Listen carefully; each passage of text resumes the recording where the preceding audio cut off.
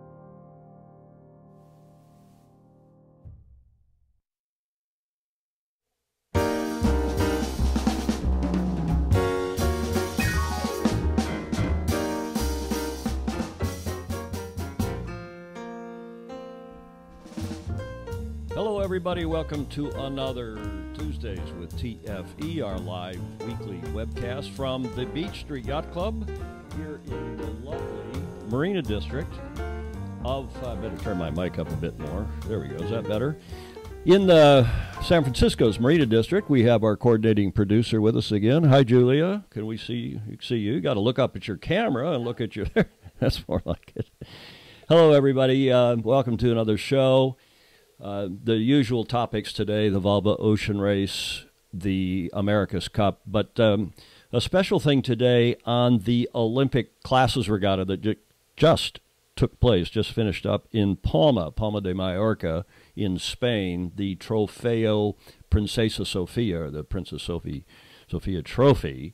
We want to talk about that. We want to welcome all of you to what did I say this was? Our 80, I'm going to go back a slide here, a couple slides. Our 81st live show since we started this less than a year ago. So welcome, and let's get on with it. We'll start with a little look at the website. This is, we like to review what's going on the site, and at the top of the site, by the way, you can see the most recent, I think 15, we have it set for, the 15 posts, I should say. Thank you, Julia. And it's been Volvo, and then we talked about Chris Barnard, who we'll talk about in a minute, who is really the shining light, the guy who we had the best performance from an American in Palma. So we want to talk a little bit about him and also about this tumultuous leg 7 in the Volvo. It was really a tough leg. It was tough. I mean, it was tough on everybody, and not the least of which was the tragic loss of John Fisher on Scallywag. But let's get right into the Volvo. By the way, if you haven't looked at the website in the last couple of days, do go look at this piece about Chris Barnard and also the Blair Tuke interview, which I thought were particularly interesting. The other stuff we've been covering, breaking the news, the other sites. Frankly, the Volvo website hasn't covered anything about Scallywag, as you know, they retired, and now we'll tell you more about their trials and tribulations to get up to Itajaí in time, they hope, for the April 22nd start of Leg 8 up to Newport, but also for Vestas. I mean, they've gone through an amazing effort, but there's absolutely no coverage of it on the Volvo website. I've got a note into Peter Rush. I'm not sure why. Maybe some of you can shed some insight into why they would not be covering these last two boats that, of course, retired, but they're still, busting their respective picks to get up there. Okay.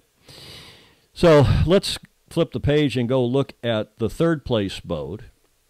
You know that Simeon Tienpont's team struggled just before the start of Leg 1. They had contractual problems. Simeon was on the boat, then he was off the boat, and nobody was quite sure what was happening.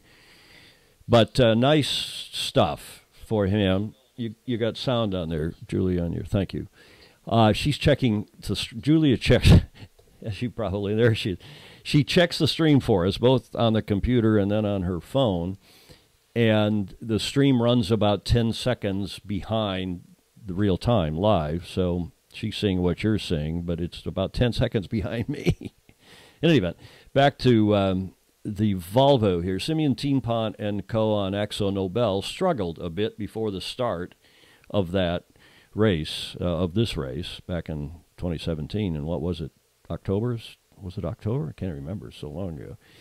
But they've come good. They've had a couple good legs now, and they finished third this time. And Chris Nicholson from Australia, the veteran, he's a watch captain with AkzoNobel, and he has written a terrific piece after the boat finished early in the morning in Itajaí, the beautiful port, Brazilian port on South America's east coast, and the gang were welcomed at the dock, as were the first two boats. Brunel was first, of course, and Dongfang second. But go check out their website. I didn't want to run it here, but teamaxonobel.com/news. And Chris has written a very interesting, what you call it, an analysis recap of Leg 7, and I commend it to you. teamaxonobel.com/news. And I'll put it, when we do the recap of the show, on the website, on the various Facebook pages that we post to. I'll put this link in as well, so you can just click on it and go to it. Meanwhile, we told you last week, and we really broke this news, the team wasn't reporting anything yet. They put up some pictures, and we suspected this was Nick Dana, the boat captain for Vestas, and that started what we really kicked off as the Vestas 11th hour racing saga after they were dismasted and went into the Falkland Islands. And this mechanic who's become a bit of a star, helping them to figure out how to get enough fuel in the boat so they could motor up to Itajaí, which is something like 1,500 nautical miles, depending upon if you go as the bird flies or if you consider they probably go in closer to the coast, but maybe not. They're going to look at the weather forecast and see where they've got favorable breeze and favorable sea conditions. But Nick Dana's apparently done a great job, and there was some criticism of Charlie Enright, the skipper, and Mark Towell, the project manager, who went up to Itajaí, but I think it's normal. I think it's proper. They've got to go up there and do two things: get the logistics arranged for hopefully they make it up there in time, but also they're dialing for dollars. I mean, they've had a couple of tough, a couple of tough months, actually, but after the collision up in Hong Kong, these are big hurdles, big challenges, really, for them. So I admire them for their spunk and keeping on with it. Speaking of which, they got sorted out last week. We were telling you we thought they were going to dock out and try to motor, and other people were starting to report the same thing. And sure enough, they did. And then a few short hours after leaving Stanley Harbor, this was, I can't remember what day last week, they had to turn around. They had a mechanical issue, and apparently and they don't want to say it because it's a Volvo product, but the Volvo sail drive, the power unit down below the boat that drives the boat when the propeller, when they're motoring, had a problem. So they turned around and came back, as you can see here in this Facebook post. So they came back without saying what the problem was, and it's come out since. They then also realized in the process that the boat was, a sailboat is designed to have a mast in it and to dampen the motion of the boat at sea. So without the mast, it was most uncomfortable, and understandably. So they came back, with the help of the local sailing community in the Falklands, rigged an old spar and even a boom, I guess. I'm not sure. But here is the jury rig that looks, if you talk about a low aspect ratio rig, if there ever was one, I suspect that's more by way of dampening or helping to dampen the motion of the boat than it is really to help propel it. And they did, in fact, as we speculated, they converted the fuel tanks, or the ballast, the water ballast tanks, to fuel, and they are now en route again. They left, I think, the day before yesterday now, maybe yesterday. And they got a long way to go. And this is a delivery crew now. Apparently, the rest of the crew are off, so they have a delivery crew that's taken over. And full marks to them. I hope they make it. It's you figure they've got, 1,500 nautical miles, give or take, and they're going maybe 10 knots, probably more like, 7, 8. So it's going to be a long haul, and they've got to be up there, in 12 days, and get a new rig in and get ready to go. So it's going to be touch or go if you do the math on how to get up there in time. Okay, this is a nice video that was released yesterday, maybe, in the last 24, 36 hours, by Vestas 11th Hour Racing. I thought you would enjoy it. That recounts their enormous challenge, the trials and tribulations of this ostensible Danish/American entry, one of the 7 entries in the 2017-18 Volvo Ocean Race. And I'll turn the volume up so we can hear this video, and away we go.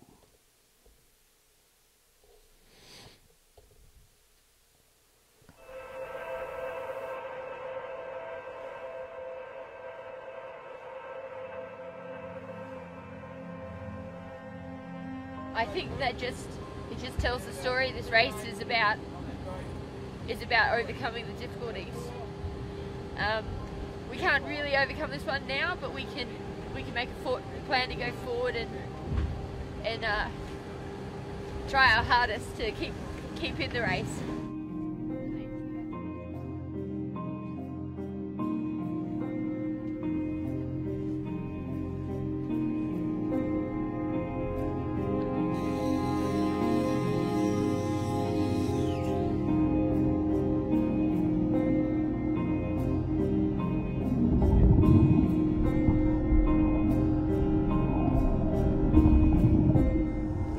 Looking very good. No real damage. A couple of scratches. I think got away with it. Yeah, good for sea.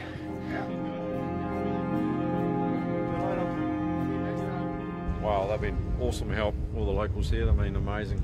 Just helping us with getting all the bits and pieces together, and finally we're off. It's Sunday, 7 p.m. And it looked okay.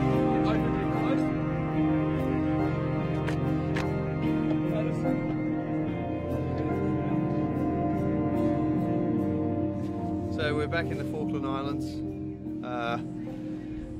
Our best option now is to get directly to Itajaí from here, so the plan is to build a jury rig after we were dismasted. We've managed to find an aluminium pole.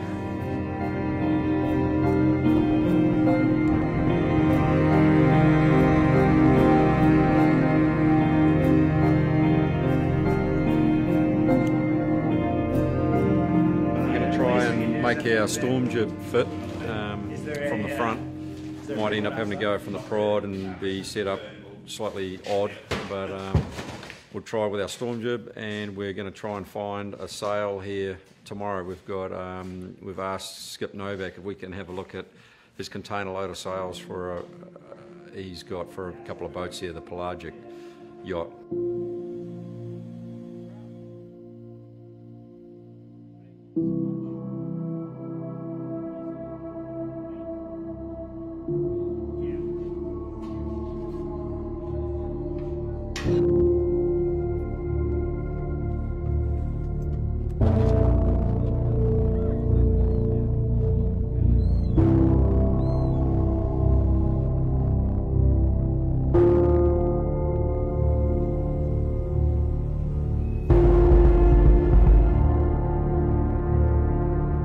Yeah, the mast has been welded up. Should be done now. Should be done any minute.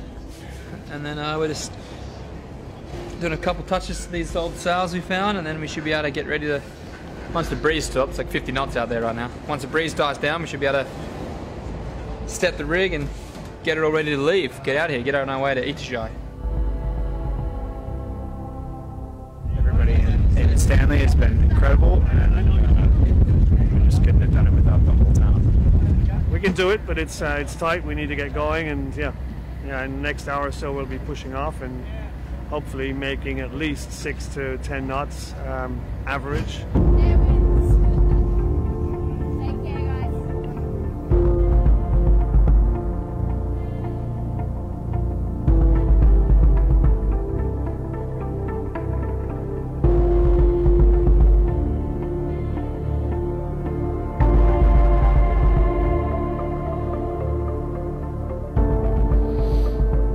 So nice video, and again, I'm surprised that Vestas is having to do all this PR. I've seen nothing out of Volvo for all this, and for that matter, nothing out of Volvo about Scallywag and the incredible job they've done with a delivery crew. This is the crew leaving from over in Chile, Puerto Montt, where they sailed after the tragic death of John Fisher, and then got themselves together, got their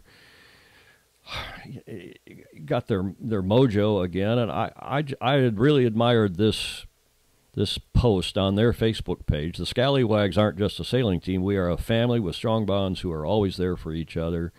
There's the delivery team, 8 sailors made up of some of the legends of the sea. Stay safe, everyone, and thank you for everything. See you soon. More updates will follow. Well, I mean, these are tremendous, don't you think, Julia? They're just terrific human interest stories.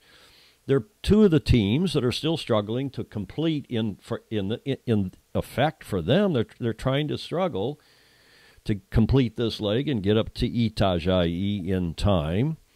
And I'm frankly, I don't get it. It is indeed heroic. So Scallywag, again, made their own announcement and said, we have docked out, where the delivery team is on their way. This is, April 10th, that this was posted. But this actually is an update. They're doing their own update because they have gone through, as we reported, we heard they were going to, the Strait of Magellan and enter the South Atlantic Ocean before reaching Itajaí. So that's an update from today. And for those of you whose geography may be somewhat challenged, the Strait of Magellan is actually a shortcut through southern South America, and it's Chile, rather, on either side of the Strait of Magellan, and the ships use it. It's a big ship canal, so they don't have to go outside the very rough and tumble Cape Horn if you're just casually or recreationally or commercially transiting from the Atlantic to the Pacific. So they have just apparently exited out of the, I'll go back to the display, you can see one more time, out of the Strait of Magellan and into the Atlantic and are headed up the coast. And this, I'm sure, is, as Mr. Fisher, as John Fisher would have wanted, the tragic death, the loss of Mr. Fisher on this leg from Auckland, very rough Southern Ocean leg from Auckland to Itajaí. John Fisher. The results. Now we have a new leader, Dongfang Race Team. On the strength of their double points win, the two Southern Ocean legs scored double points, and you can see here they have 12 points for leg 7, which is double. They were second to Team Brunel, so they were actually at the 12 points, whereas Brunel have 14 for having won that leg. And then the winners get an extra point. You can see over here in the extras column, here on the side, they get an extra point for winning a leg. So you can see who the leg winners are. Mapfre's won 2, Brunel's won 2, Axel Nobel 1, Sun Hung Kai Scallywag has won 1 into Hong Kong, and Vestas won the first leg around to that was from Alicante up to Lisbon that Vestas won. Okay, so that's a pretty good summary of what's going on with the Volvo Ocean race. The apparent favorite, and had been leading up till now, Mapfre, has slipped into second with 4 legs to go, 8, 9, 10, and 11. So there's still plenty of time to go. And remember, there's a race within the race here for the, what I like to call the Triple Crown of sailing. John Kostecki has come closest, the American, the Bay Area sailor, who won the Volvo, who won the America's Cup, and was he silver or bronze medalist? Yeah, I think he was silver medalist in the 88 Olympics in the sailing class in Korea. But he didn't win the gold, that's the point. But there are 2 guys who did. You got the 2 Kiwis who won the America's Cup and won the 49er gold medal in Rio, and that these guys are great sailor. Of course, Pete Burling, who is on Team Brunel, and then his colleague and crew, Blair Tuke, is on Mapfre. So that has closed up. There's still 9 points between them, but if one of them, if their respective yacht wins the race, the Volvo, they will have won what I like to call the Triple Crown of sailing, and we're watching that as it's a human interest story as well. Okay, let's see who all's here while we thank you all for joining us. Got a nice big crowd on here again today. Bill Wingrove is at Davis Island Yacht Club in Tampa, Florida. Hello to you, Bill. Governor's Cup's coming up. Andy Rose just drafted the press release, and I know Bill's been a big fan of Gov Cup, and kids from Davis Island, his kids have been sailing. Wayne Schreck, hello from Park City. Now closed for the season. Up there, ski season. Clark, These are answers to I'm saying, why hasn't Volvo Ocean Race covered these teams? And Clark is saying, well, maybe the teams are in stealth mode. Apropos of that, you know, there had been the opportunity for a team to go into stealth mode for, I think, 18 hours. Was it 18 hours or 24 hours? Because they report in every 6 hours and electronically. Their position is made public by Volvo every 6 hours. And that's ended. That ended in, I think, Auckland. It was Hong Kong, it was Auckland. They ended that. Everybody said that was frankly, it was pretty lame. You know, the teams would go into stealth mode to make the other teams think they were doing something when really they weren't. And you could only use once. You had that stealth mode card to play once per leg, and you know, the tracker, the race tracker, is live for the first 24 hours, and then for the last, when the lead boat gets within 24 hours, what they estimate will be 24 hours until the lead boat finishes. Clark Chapin saying, well, maybe they're both, these two final teams are in stealth mode. Well, it's a bit of a joke, obviously, from Commodore Chapin, Commodore Clark Chapin of our home club in Pinckney, Michigan. Hello to you, Clark. Marcos Weinstein, we're seeing your nice post from over in Italy. He's on a bit of vacation over there. And having fun, it looked like, in Spain, Marcos, or in Italy, rather. Salerno today. Jay Hanfield, thank you, and Julia, thank you very much, Jay, for Rick Hayes waiting for spring to start in Chicago. Yeah, I see you had some snow up there in the upper Midwest, a lot of snow. This is April, whatever it is. Christopher Wick from Mystic, but he's over near Chicago as well. Hello, Chris. Boomer Depp even had got some breezy days too. I'm not sure where Boomer is, but he's a new member and a big fan of the site. Thanks, Boomer, for checking in. Hello, Mom, Janice Davis in Ann Arbor. Sorry about your dusting of snow. I guess they got quite a bit more upstate. John Sangmeister, Denise Ross Peterson, and 15 other people are also on here. Hello to all of you. Jay Hanfield III, the Volvo, Jay is saying. This is the comment, Julia, you were referring to. The Volvo has done a disservice to Scallywag. The delivery team not only has some great sailors, but they are pushing on in Fish's name and memory. Why they have pressed this, why they have not, I guess, given press to this, is beyond me. It's sad they are, what's the rest of his comment, so corporate that they miss a great opportunity to tell a real story. Do you agree with that, Julia? Yes. I mean, it's absolutely... It's mind-boggling. I really can't figure it out. Peter Rush, if you're watching, I hope you'll call me. I hope you'll come on the show. Okay, I'm going to stop here and say that there is a rumor being widely spread within the sailing community. I hope it's not true, but that this is Volvo's, that they have corporately have taken the decision not to continue. I don't like to be a rumor monger without having some more basis than that, but it's more than just one or two people. It's starting to be widely reported, and we shall see. Rob Clay is watching. Chris, I hope it's not true. I hope Volvo continues. They've been a great sponsor, contributor to the sport, not just for this race. Greg Newman is watching. Hello, Father Newman.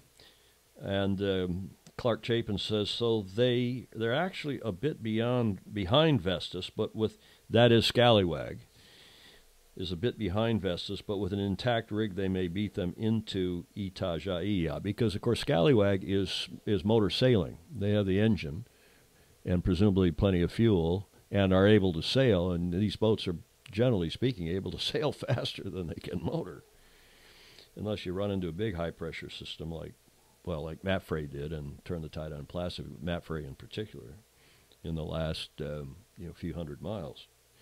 Alexander Brock Crable. Hello, Alex. Clark Chapin. I believe there was an extra point for Brunel for passing Cape Horn first. Correct, Clark. Thank you for reminding me back on that. Brunel hasn't actually won two legs. They won one, but they got the extra point for passing the Cape first. A little bonus point there. Don Lunabos. Hello, Don. Alex Crable is saying, I think there should be more coverage of shore crews in general. I couldn't agree more. How do the rest of you feel? I mean, this is the other thing that, frankly, that Russell Coutts and others that tried to homogenize, tried to, what's the word I want, Julia, distill the America's Cup into just Jimmy Spithill and Frank Camas and Dean Barker and the skippers and make, okay, we want to make them heroes. We want to see them be heroes in the sporting world. But look at what the other pro sports do. The owners, the stadia, the sponsors, the general manager. I mean, we watch the Warriors, the Golden State Warriors, Julie and I do every time they play, and a lot of others here in San Francisco in the Bay Area. It's a good team. And there's, their general manager has just been named to the Hall of Fame of basketball. And it's a nice story. And it's a big story. He's not out in the court shooting baskets. But I couldn't agree more. I think the America's Cup, one of the great things about the Cup, it was a human interest story, not only about the sailors, but also about the design, the boats, the owners, the money, the excessive sometimes behavior of people, and sometimes just the pure and simple human kindness that one team would show to another or within a team. And I'm sorry, we're missing this. Okay, enough of a rant. Tom Gayford, checking in from Toronto, looking forward to the Charleston Race Week this weekend on August 24. Charleston Race Week, terrific event in the last, 15 years, is built into, I think, the largest regatta, multi-class regatta in the country, one of the biggest in the world. Denise Ross Peterson, Cal Dreaming, the California Dreaming Series, Vicker and Con Cup are all coming up. Well, California Dreaming just took place, and young Jeffrey Peterson, Denise's son, who is a frequent, well, lately infrequent, he's too busy sailing, but has contributed 2 or 3 articles, good articles, to Sailing Illustrated, sailed well, finished, I think, 4th, tied for 4th in the California Dreaming match racing series. And then the Ficker Cup, which is the qualifier for the Congressional Cup. They're both coming up next week. Should be exciting. Great for match racing, which still is a lot of fun to watch, a lot of fun to sail in, and in my opinion, still the easiest style of yacht racing to cover from a television or media standpoint. Bill Neal. Hello, Bill. Bill Wingrove. NASCAR features the pit. Exactly. Good point from Bill Wingrove down in Tampa. NASCAR. Formula One. It's fascinating to see the owners, to see the strategy, to see the pit crews if they screw up a tire change or a fueling, and the choreography of saying that. That's a very good point, Bill. Good stuff. Joe Horn is watching. Hello, Joe. Welcome to you. Jay Hanfield is saying Volvo sponsoring a combined Chinese-Swedish AC team, maybe. Well, is that what you're hearing? I am hearing that the Chinese team, possible Chinese America's Cup team, is still pooping along. We shall see if that happens. As we reported last week, Frank Camas is trying to get together an effort for France in the America's Cup. And Grant Dalton, who we reported on the website, after they got the venue thing sorted out and signed, which was sometime last week, he's gone on the road. He gave the radio interview, which we posted on the website, saying, I'm now going to sign up teams. Now we've got 6 pretty good venues, it looks like, team bases, I should say, at the venue. I'm going to go sign up some more teams other than the 4 we know we already have, which are the Defender, Emirates Team New Zealand, the Challenger of Record, the Italians, Prada, Luna Rossa, Patrizio, Bertelli, Circolo della Vela, Sicilia. Did you know Sicilia is pronounced Sicilia in Italian? You learn these things.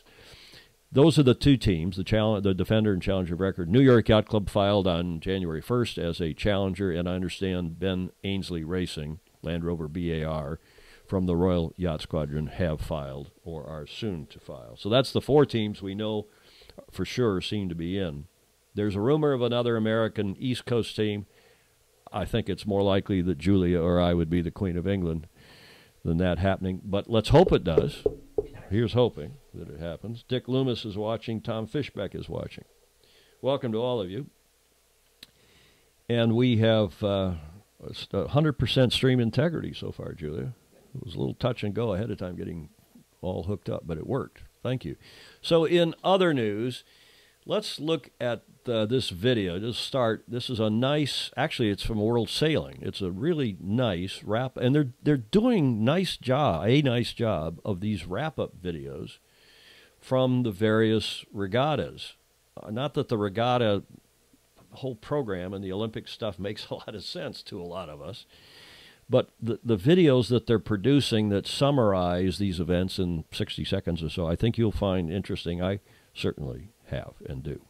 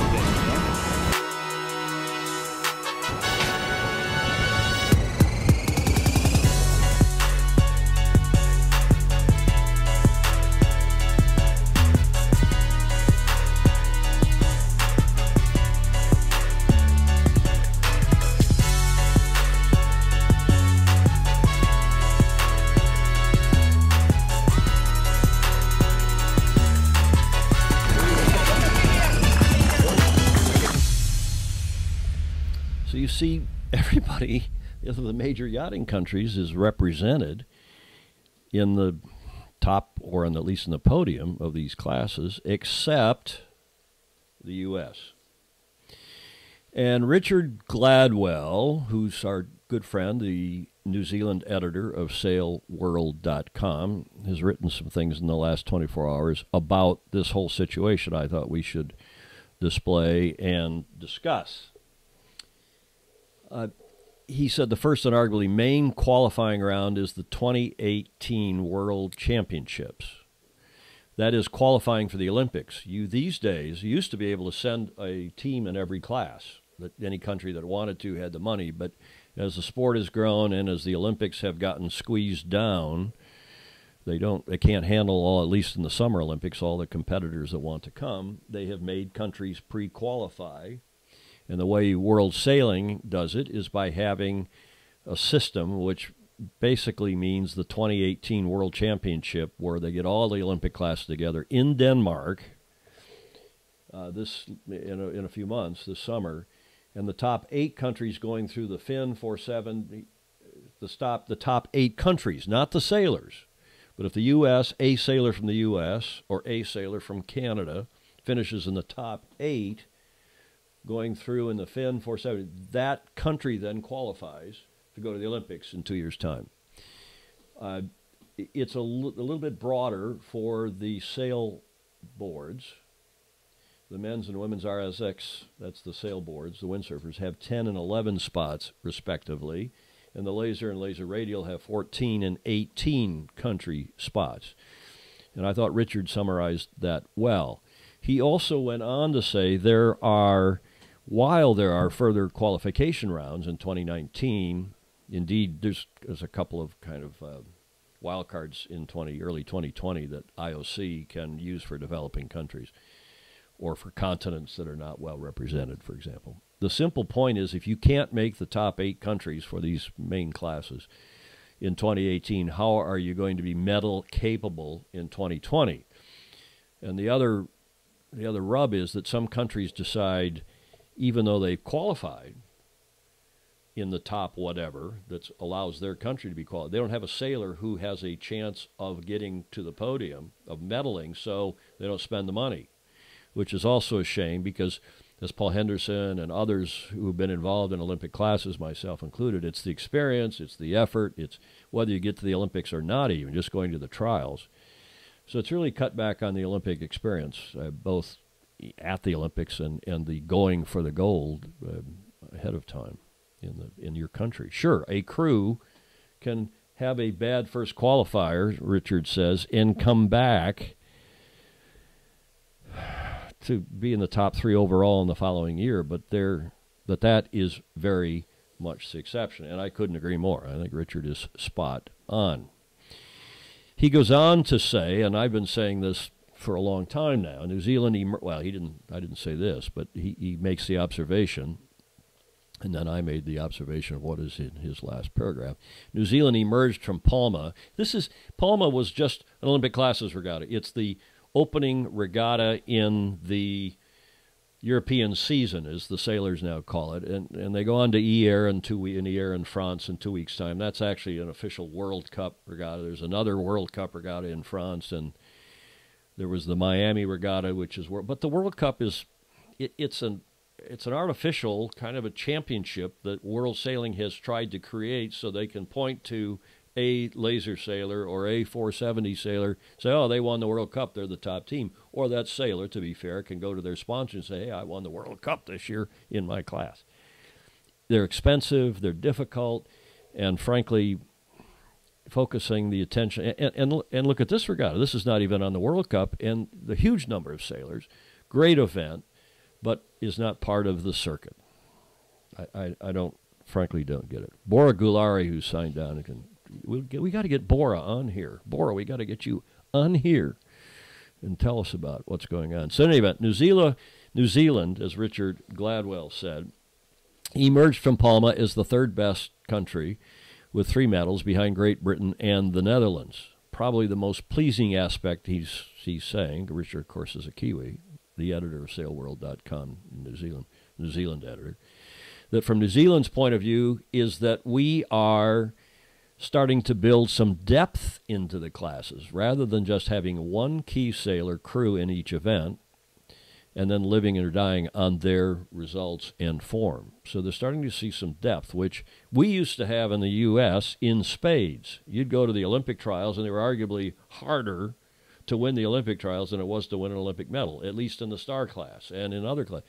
But we've completely gutted that in the U.S., or it has been gutted. I'm not sure what the cause and effect is. But as a result, we now anoint 1 or maybe 2 crews in each of these classes, sometimes 3. But we anoint 1 or 2 to go sail in these events.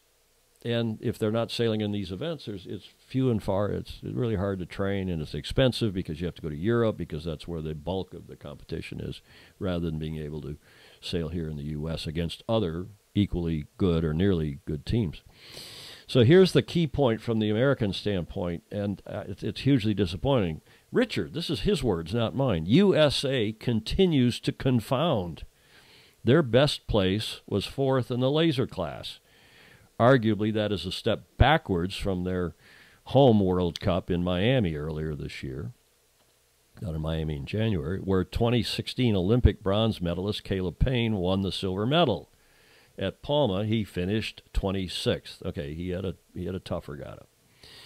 The only bright spot, as I posted the other day on the website, is laser sailor Chris Barnard, who was the flip side of Payne's result. He went from 31st in Miami to 4th in Palma. It is hard to believe that this is the same USA. Let me start that sentence again. It is hard to believe that this is the same USA that won 3 gold and 4 silver medals across the 7 events in the 1984 Olympics. Okay, time has changed. The sailing world is much more competitive than it was in 1984 when the late, great Sam Merrick was running our Olympic effort. Jonathan Harley was our Olympic manager. I was helping raise the money and keep the politics away from them so they could, as the executive director of what was then USYRU. But we have gone downhill from there, and it doesn't look much better, frankly, than it did over the last 2 Olympiads, where we had no medals 2 Olympics ago, and Caleb Payne's medal, his bronze medal, in Rio. So here is the bright spot, and I put a congratulatory article up. I guess I've met him. I remember meeting him in passing down in Newport Beach. This is Chris Barnard, who is a Newport Harbor Yacht Club product and the Newport Beach, California, and also sailed at Georgetown University, where he was a bright student and got a degree and so on. But he's now focusing on the laser class. And this is one of the most popular photos I have posted on the website, maybe in the whole period. This got a lot of shares. This is actually, I think, from Miami, or it's It's not from Palma. It's not from the regatta, but this is Chris Barnard training, practicing, maybe racing in Miami. And I can't for the life of me find out who took the photo in order to credit the photographer. And if anyone knows, if any of you watching knows, please let me know. Please let me know. Okay, the other piece of news this week, which I have not reported, and I knew if I didn't report it today, I would be, people would not be happy here, at least here in San Francisco, is that a group has been working hard to create a West Coast Sailing Center. And it's headed by our longtime friend, staff Commodore, past Commodore at St. Francis Yacht Club, Peter Stoneberg, who, as I say, is a very good friend from many, many years. The St. Francis Sailing Foundation, which is the 501c3 of St. Francis Yacht Club, and raises money for international competition, particularly the Olympics. And the local community sailing center, which has been going great guns for what? How long, Julia? 20 years? 15, 20 years. Packy Davis and co. have started that. Treasure Island Sailings. Treasure Island's the little island under the Bay Bridge. Is that fair to say? Kind of under and north of the Bay Bridge. That's the bridge that goes from downtown San Francisco over to Oakland, over to the East Bay, to Berkeley and Oakland. But there's Treasure Island Sailing Center has been there. It has been a regatta center. It's a bit like Sail Newport in Newport, Rhode Island, a hugely successful community sailing center. So this will be the site of this new U.S. sailing team, Olympic Training Center. It's called FAST USA. I can't remember what the acronym stands for, but we'll be reporting on it.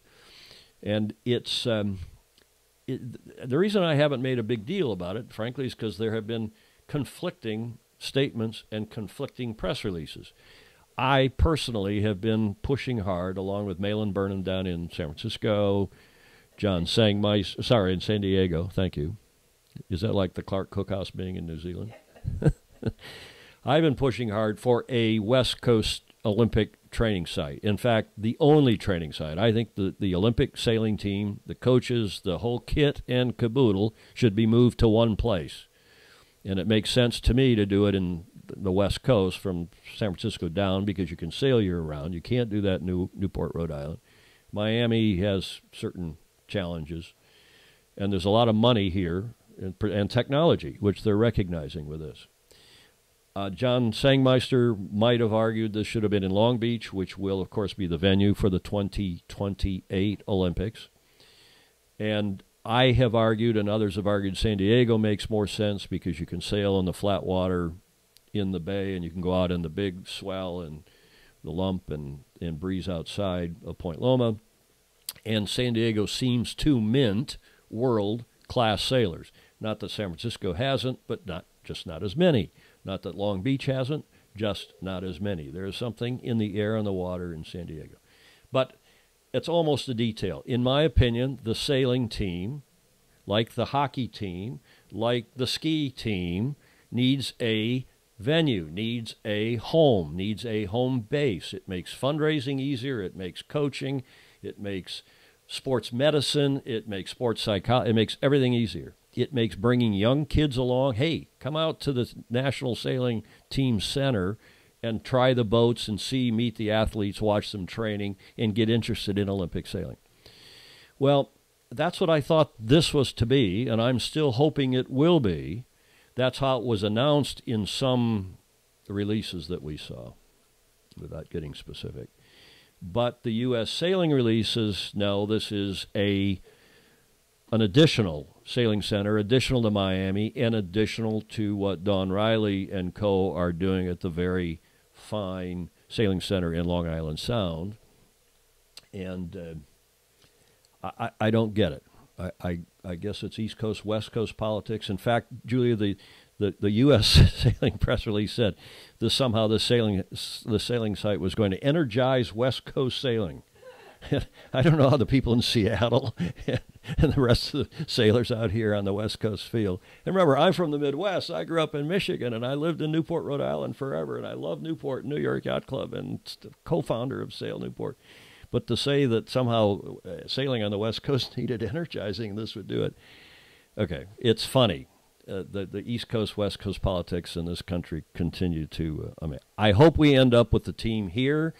I salute what Peter Stoneberg and Mr. Gearhart, who's the executive director of U.S. Sailing, and the rest are doing, and I hope we can get the team based someplace, I guess here in San Francisco, and really turn a good effort on, as the skiing team has done up in, I guess, Wayne Shrek, Park City, and the junior hockey team that is in Ann Arbor. And, of course, being from Ann Arbor, I understand that. Okay, enough of that rant. I'm going to stop there because I know there will be some comments, and let me know what you think. Andy Barrow, and I may be wrong. Tell me if I'm wrong. Oak Cliff in Long Island Sound is the great sailing center that Dawn Riley and her, she's the executive director of the gang, have put together up there. Andy Barrow is watching. Bora, as we mentioned, Bora Gulari is watching. Detroit boy, and also maybe our top Olympic hopeful in the NACRA 17, although his training partners are doing well as well. Did well in Palma. Not in the top 10.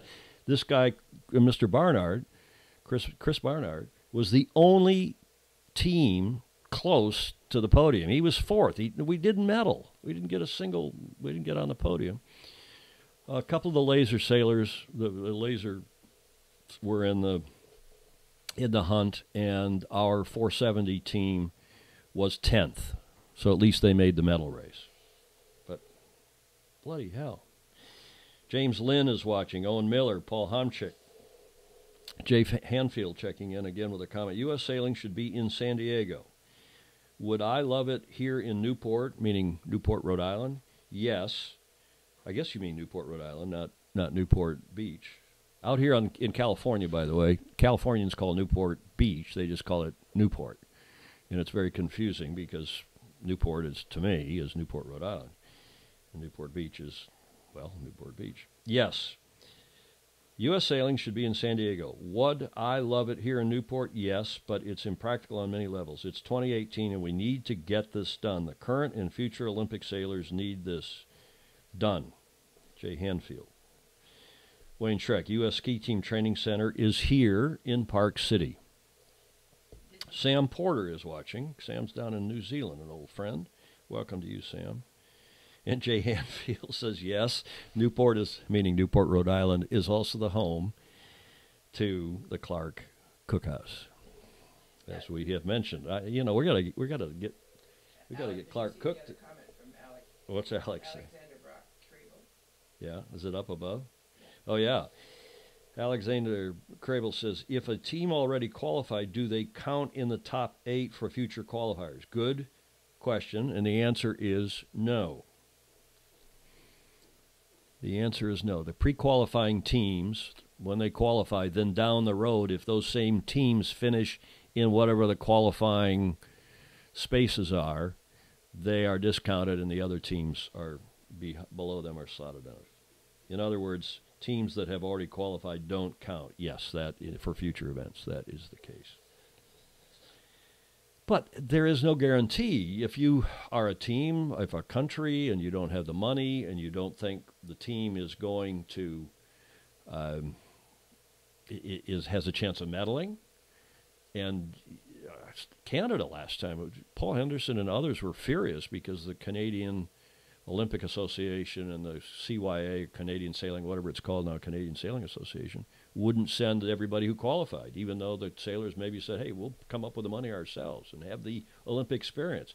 And you might not have a chance of medaling this time, but how many of our Olympians over the long haul got to the Olympics, had the experience, and then went back and medaled next time, or the time even after that? So I don't know. It's a problem, and we need to raise money. Malin Burnham, the St. Francis Sailing Center, and a number other of senior serious people and Peter Stoneberg are working hard to raise the money. You need a national sailing site, national sailing team training site to enhance so that potential corporate and personal givers can come in, private donors can come in and kick the tires, see the kids sailing, see the facility. Anyway, enough on all that. Any other comments? Let us know. Clancy Solway is watching. Welcome to you. Let's go into the Volvo, into the America's Cup. and the AC-75 foiling monohull, the class rule. I gave a talk, as I mentioned at the top of the show, and we're starting to get requests for a lot of these, and we'll do as many as we can around this country, indeed maybe around the world, the America's Cup world anyway. The AC-75 foiling monohull, even for a Julia, you were there at the Norwegian Club of San Francisco. Okay, there were 75 people, give or take, and fully 50 of them put their hand up, and I said, how many of you are sailors? And a lot of them were sailors. But it's the boat that gets everybody interested, and not just the names of the sailors. They want to know, how is this thing going to work? Is it going to work? When's the class rule coming out? Well, it's out. What's the class rule say? And even the non-racing sailors, you and I were at a function last night with essentially non-sailors. There were a couple, 3 sailors there, and there weren't serious, mad keen racing sailors, but they all wanted to know about this boat. And people say, oh, well, I was at your talk. One of the guys there last night, and gal, was at the Norwegian, and they saw this, and they saw the video we played. That was the Emirates Team New Zealand / Luna Rossa video that was released when the concept of this yacht was released. And people are fascinated by it, and they hope it works. They don't quite understand how it's going to. But I thought this VNR, which was released at the end of March, I didn't put it in last week's show, but it was released on the 29th of March. Let's have a look at this and see what we learn from this interesting video news release. The class rule is important because it's really the blueprint by which all teams design their yachts. So we put out the video originally saying roughly what the boat's going to look like, but the class rule really gives all of the details and structure around that, that concept of the boat. So teams can now go forward and put their competitive hats on and design a boat as fast as possible, but within a defined set of constraints. I think it's a pretty interesting rule because there isn't one specific area. I think there's quite a few areas, from the hull shape, which is going to be important in this type of boat because takeoff is important. The foils, obviously, but also the wing control system and how the sails are controlled. Because we want, of course, equal competition or close competition, and therefore the boats have to be similar, and the rules must be written such that there are no big loopholes, and it's very important to ensure a good competition. There's aerodynamics, hydrodynamics, control systems, electronics, hydraulics, many things are involved, and all these components together to ensure that it works all together. That was quite challenging, and that's quite exciting, and I hope we came up with a good package. We really collaborated nicely, I would say. Of course, we were not always of the same opinion. We had different opinions on different topics, and sometimes it was a fierce discussion, intense discussion, but it was never unfriendly, and it was really good, and in the end really satisfying. Okay, so that is Dan Bernasconi, who's the technical director, the design coordinator for Emirates Team New Zealand. He was first, and then Martin Fisher, who is the Luna Rossa design coordinator, in a VNR from a week or so ago. Not a lot of meat in that, but I wanted you to meet the players to see, because we always are talking about skippers and sailors, and get to see these gentlemen, and there's ladies on these teams as well, in this VNR about the class rule. Okay, such as it is. Okay. Any other questions or comments? Sam Porter, hi. Yeah, Sam, before you got on, we told that we think there are for sure 4 teams, the Challenger and the Defender, Challenger of Record and the Defender, of course, New York Yacht Club, and Ben Ainslie Racing, Land Rover BAR. Whether or not the Chinese come with a team, whether or not Franck Camas from France comes with a team, remains to be seen.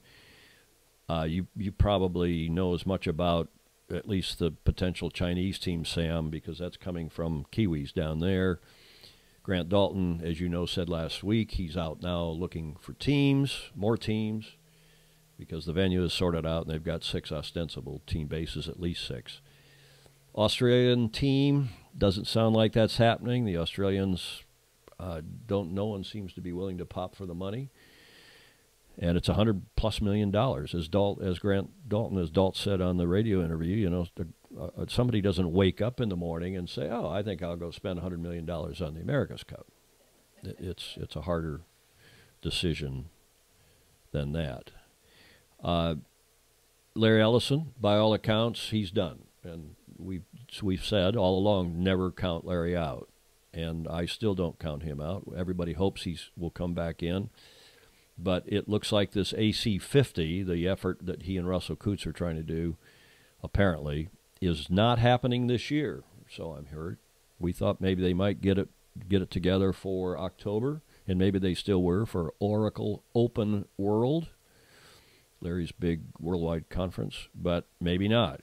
And maybe that effort is not going to happen until 2019. I do hear reliably that Artemis Racing now is no longer pursuing the AC50 circuit, nor are they apparently doing an America's Cup effort. Okay, this is the Luna Rossa design coordinator, Martin. I hope you've enjoyed all the publicity we're giving you here with your slide. We'll wrap this up. Otherwise, we're in here under an hour today. For St. Francis Yacht Club, we will be live streaming again tomorrow for the Wednesday Yachting Luncheon on their Facebook page. Again, you can just Google St. Francis Yacht Club in Facebook, and this URL pops up, just like ours. You can, as I say every week, you can Google Sailing Illustrated Facebook, and up on the top line comes our URL for this show. Tomorrow's Wednesday Yachting Luncheon should be very interesting indeed.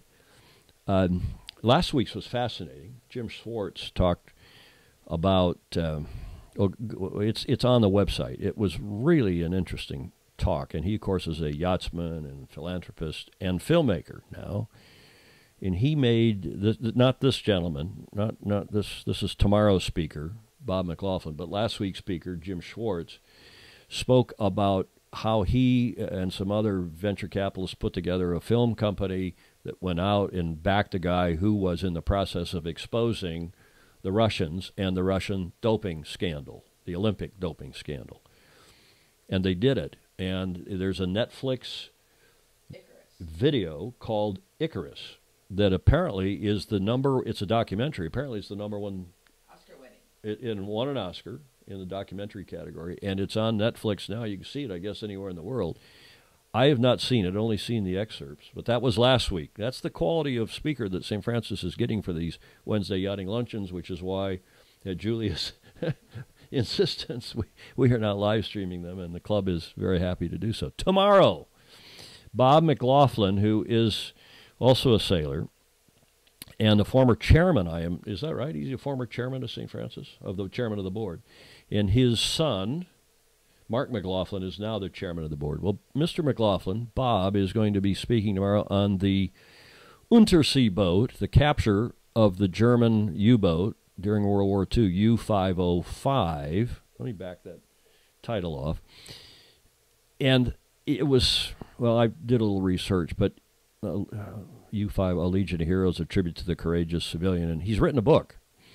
It's a tribute to the courageous civilian and military men and women who risked their lives to defeat the German Kriegsmarine during the Battle of the Atlantic. Okay, that's Bob McLaughlin. So this is that's a short introduction for what is a fascinating behind-the-scenes tale. This boat is that U-505 that was captured off Africa by the American Navy in 1944. And it's a little bit like Hunt for Red October. They managed to secret it, if that's proper. No, not secrete. That's different. They managed to get it to Bermuda, tow it, I guess, to Bermuda secretly. And they didn't tell the Red Cross, as they were supposed to do under the normal captives, under the normal prisoners of war protocols. They kept the boat in Bermuda, famously, and they were able to obtain, what's that? the Enigma machine, the Enigma coating machine. And apparently this led by many accounts to because they were able to break the German codes, or at least plug them in and see what they were saying and figure out, because the machine, even if you captured one, still didn't, because they kept changing the wheels and the coating, but they were able to figure it out. And long story short, that supposedly led to the reduction of the war by a couple of years, the war at least in Europe.